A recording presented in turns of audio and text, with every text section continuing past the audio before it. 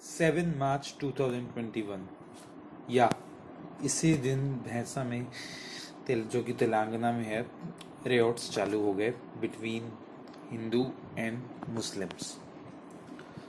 और राइट्स की वजह क्या थी?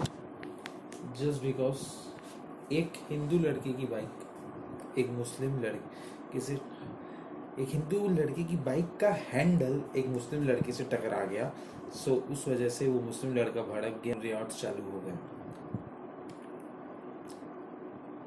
अब पुलिस का कहना तो ये है कि रियॉट्स उसी दिन हमने स्टॉप कर दिए by applying section 144 late in the night, but the fact is ये सब झूठ है, ऐसा कुछ नहीं हुआ था। शायद रॉड्स 1-2 दिन तक और चले थे, बट पुलिस ये सब नहीं मानती। उनका कहना है कि 600 पुलिस ऑफिसर्स को तुरंत डिप्लॉय कर दिया था, इंटरनेट सर्विसेज कट कर दी गई थी, ऐसा पुलिस का कहना है। बट पुलिस तो अपने आप को बचाएगी। तो बहुत माइनर एक्सीडेंट हुआ था जुल्फिकर मॉस्क्यू के पास, एंड मॉस्क्यू के पास कौन मेजोरिटी में रहता है आप सब जानते हैं, तो दादागिरी चलाएंगे ही वो। तो धीरे धीरे बात फैलती गई और फैलती गई तो फिर बात बढ़ती भी गई और बढ़ती गई तो रॉड्स हो गए। इस बीच में एक बहुत शर्मिंदगी वाली बात हुई। एक 4 साल की बच्ची का एक 14 साल के मुस्लिम लड़के ने रेप कर दिया। पहले 18 साल का बोल रहे थे, बाद में 14 कर दिया गया। I don't know why, may be पता नहीं, शायद पहले गलत रिपोर्ट हुआ था यहाँ टू सेव हिम। और इससे बुरी बात नहीं, पर जब लोग रिपोर्ट करने गए पुलिस थाने में against the rape, against the culprit, तो पुलिस ने रेप केस लेने से मना कर दिया। पुलिस ने एफआईआर रजिस्टर करने से ही मना कर दिया और रीज़न दिया कि इससे कम्युनल टेंशन बढ़ जाएंगे। अब और क्या बढ़ेंगे बताओ? पहले ही तो कम्युनल टेंशन चल रहे थे, रेप हुआ किस लिए? कम्युनल टेंशन की वजह से। तो और क्या बढ़ेंगे? अब हिंदू को तो पता है कि मुस्लिम ने रेप किया है, तो अगर कम्युनल टेंशन बढ़ाना ही है तो हिंदू बढ़ा ही देगा। लेकिन उन्होंने पुलिस का सहारा लिया तो पुलिस ने मना कर दी। लेकिन फिर कुछ नेशनल अथॉरिटीज़ ने और स्टेट की एक अथॉरिटी है, उन्होंने बीच में इंटरफेयर किया, एंड देन बोल रहे हैं वो कि इस केस को हम क्लोजली फॉलो करेंगे। तो अगर आपके पास कुछ अपडेट्स है इस केस को लेके तो प्लीज़ कमेंट सेक्शन में अपडेट कर दीजिए। तो ये जो भैंसा है ये महाराष्ट्र से बॉर्डर करता है और ये हरदम से ऐसा ही रहा है। ये हर बार बहुत सेंसिटिव एरिया रहा है कम्युनली। यहाँ बहुत बार एड्स हुए हैं, ये पहली बार नहीं है। जस्ट लास्ट ईयर 2020 में हुए थे। हिस्ट्री तो है 1984 से, जब होली का सेलिब्रेशन हो रहा था, हिंदू सेलिब्रेट कर रहे थे फेस्टिवल, तो किसी और को परेशानी होने लगी जिसकी वजह से क्लैश हो गया। फिर 1989 में गणेश विसर्जन के टाइम फिर से वो हो गया टेंशन, कम्युनल टेंशन हो गया। अभी रिसेंटली देखें तो 2008 में हुआ था, दुर्गा माता का विसर्जन था। तो मॉस्क्यू के पास से लेके जा रहे थे विसर्जन करने के लिए, तो वहाँ पर कुछ रेडिकल इस्लामिस्ट भड़क उठे कि मॉस्क्यू से पास है, तुम अपने देवी देवताओं को कैसे लेके जा सकते हो? बाप का राज है भैया उन लोग के, मॉस्क्यू वालों के। हाँ, ओवैसी उनका बाप है, तो उसकी का ही राज चल रहा है अभी तक तो तेलंगाना में। भले रूलिंग पार्टी कोई और है, लेकिन रूलिंग पार्टी भी उसके अंदर ही काम करती है। तो वही आर्ग्यूमेंट चालू हो गया कि क्यों लेके जा रहे हो मॉस्क्यू के पास से। फिर वही हुआ, 100 से ज़्यादा दुकानों को, घरों को जला दिया, गाड़ियों को जला दिया, पुलिस को इवन फायरिंग करना पड़ा। लेकिन इस बार भी 2008 में भी 2021 की तरह विक्टिम कम्युनिटी एक ही थी, वो थी हिंदू। और वजह थी वहाँ की स्टेट गवर्नमेंट जो हर बार साथ देती आ रही है मुस्लिम कम्युनिटी का।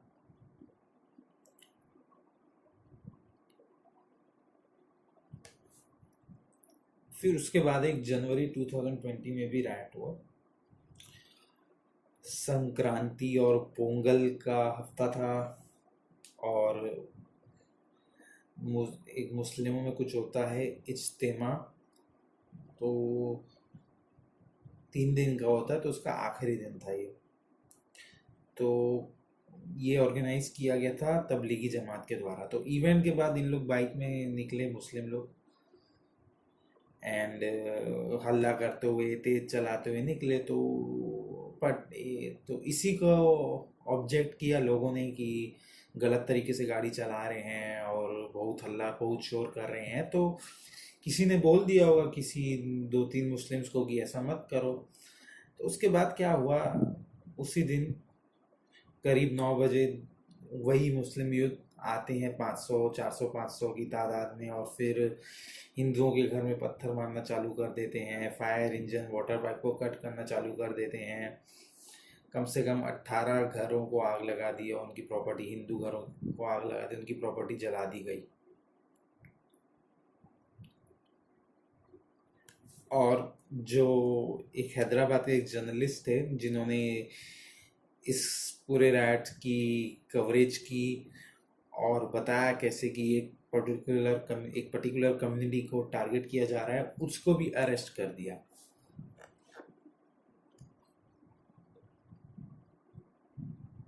और जब फिर हाँ, हमारे कंट्री में होता ही है कि जब जो भी कोई विक्टिम रहता है तो पॉलिटिकल पार्टी उसके यहाँ चले जाती है।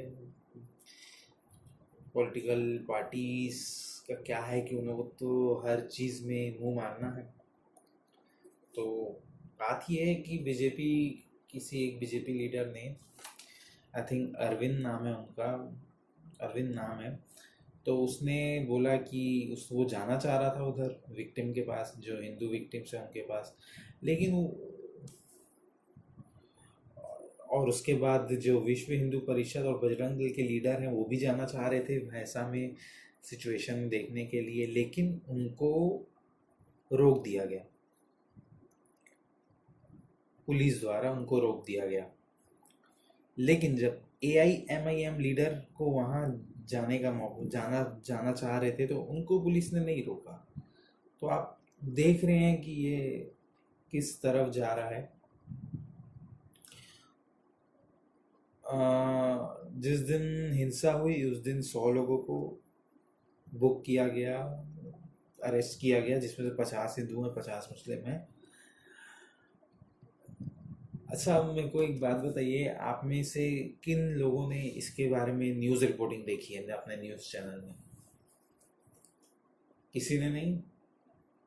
किसी को भी पता था एरर्स के बारे में? पता होगा क्योंकि आजकल डिजिटल मीडिया में पता पड़ जाता है, लेकिन उस लेवल में इस एरर्स के बारे में बातें नहीं की गई हैं जिस लेवल में करना चाहिए। बहुत बड़ी बात है एरर्स हो जाना, छोटी बच्ची का रेप हो जाना, बट आया नहीं है कहीं पर। न्यूज़ वाले बस बंगाल इलेक्शंस के पीछे पड़े हैं। चलो वो भी ज़रूरी चीज़ है, ठीक है, लेकिन ये ज़्यादा ज़रूरी चीज़ है, इसको पहले रिपोर्टिंग देनी चाहिए इस चीज़ की। और पुलिस ने जिन लोग को अरेस्ट किया है उसमें से एक है AIMIM का लीडर, और उसके ऊपर चार्जेस लगे हैं कि उसने किसी के मर्डर भी करवाया है। तो भैंसा में ये होता रहता है, बहुत बार हुआ है ये अपना रायट्स भैंसा डिस्ट्रिक्ट्स में, और हर बार एक ही कम्युनिटी को सपोर्ट किया जाता है।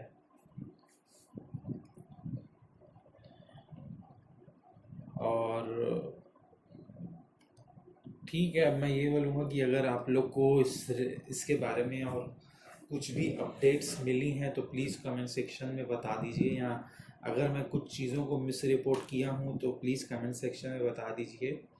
बहुत ही सैड न्यूज़ है, बहुत ही सैड वीडियो है, तो मैं तो बोलूँगा नहीं लाइक करो इस वीडियो को, क्योंकि बहुत गलत चीज़ हुआ ही है, उसके ऊपर ये बना हुआ ये वीडियो बनाया मैंने, तो लाइक करने तो मैं बोलूँगा नहीं, लेकिन हाँ शेयर जरूर कर देना यार, क्योंकि लोगों को पता चलना चाहिए कि अपने देश में हो क्या रहा है। क्योंकि ना आजकल क्या हो गया ना, ये एक मेंटेलिटी हो गई है कि माइनॉरिटी कभी गलत हो ही नहीं सकती। हर बार मेजोरिटी इज दी ऑपरेसर, तो हर बार कुछ भी होता है तो ब्लेम एक ही कम्युनिटी पर आ जाता है।